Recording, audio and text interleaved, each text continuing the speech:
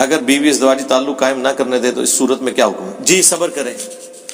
ہاں جی، وہ حدیثیں جو ہے نا جو آپ کو یہ علماء سنا رہے ہیں کہ جی وہ یہ اللہ سے ڈریں. سرکمسٹانسز ان تمام چیزوں کو آپ نے دیکھنا ہے.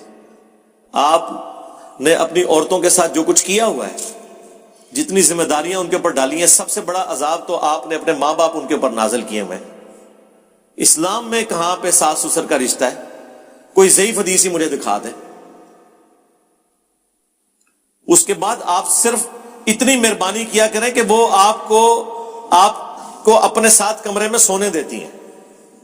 جس عذاب کے اندر آپ نے ان کو مبتلا کیا ہوا ہے، نندوں کے عذاب کے اندر، ساس سسر کے عذاب کے اندر. میرے بھائی لوگ مجھے کہتے ہیں جی آپ اس کے اوپر کوئی ویڈیو، کہاں سے ویڈیو ریکارڈ کراؤں؟ کوئی ضعیف روایت بھی موجود نہیں ہے، نہ کوئی آیت ہے ساس سسر کے رشتے کے اوپر.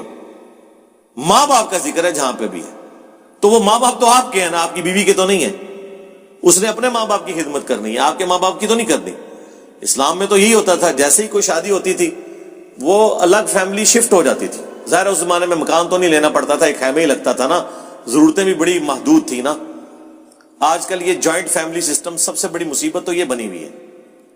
الگ ہوں، لیکن الگ ہونے کا مطلب یہ نہیں ہے کہ آپ اپنے ماں باپ کو سڑنے کے لیے چھوڑ دیں گے.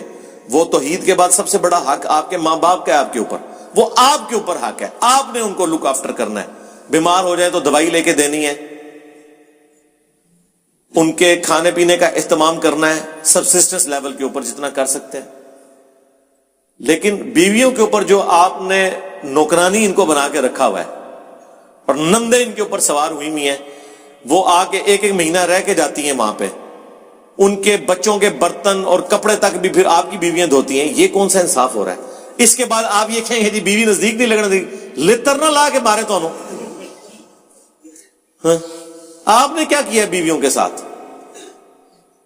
پوری دن کی تھکی ہوئی عورت، یقین کریں ایک عورت بیمار حالت میں بھی پورے گھر کو سنبھالتی ہے،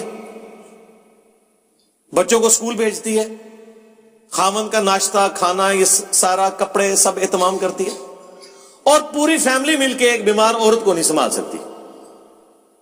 یہ آپ فرق دیکھ لیں. تو صرف پریویلیجز نہ لیا کریں، آپ رسپانسبلٹیز بھی فیل کریں. ٹھیک ہے، ہمارے پاس تو بڑی اس طرح کی باتیں کرنے والی.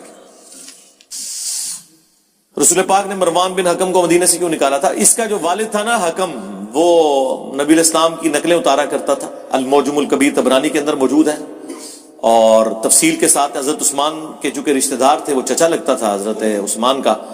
حضرت ابوبکر کے زمانے میں بڑا زور لگایا کہ اس کو واپس لیں، تو حضرت ابوبکر نے کہا کہ جو گرا رسول اللہ نے لگائی ہے میں نہیں کھول سکتا.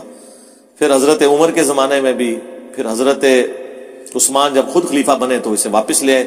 الٹا مروان کو اپنی بیٹی دے دی، یہ داماد بن گیا.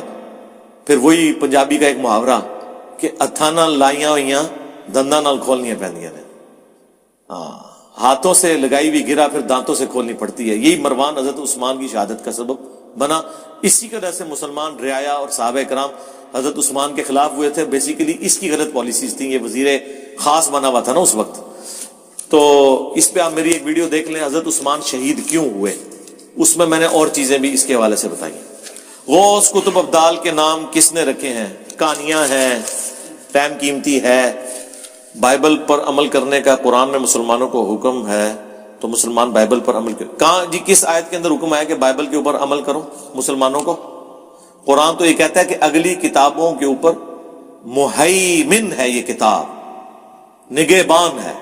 قرآن تو کہتا ہے اگلی کتابیں ٹیمپر ہوئی ہیں سوائے ان باتوں کے جو قرآن کے مطابق ہے.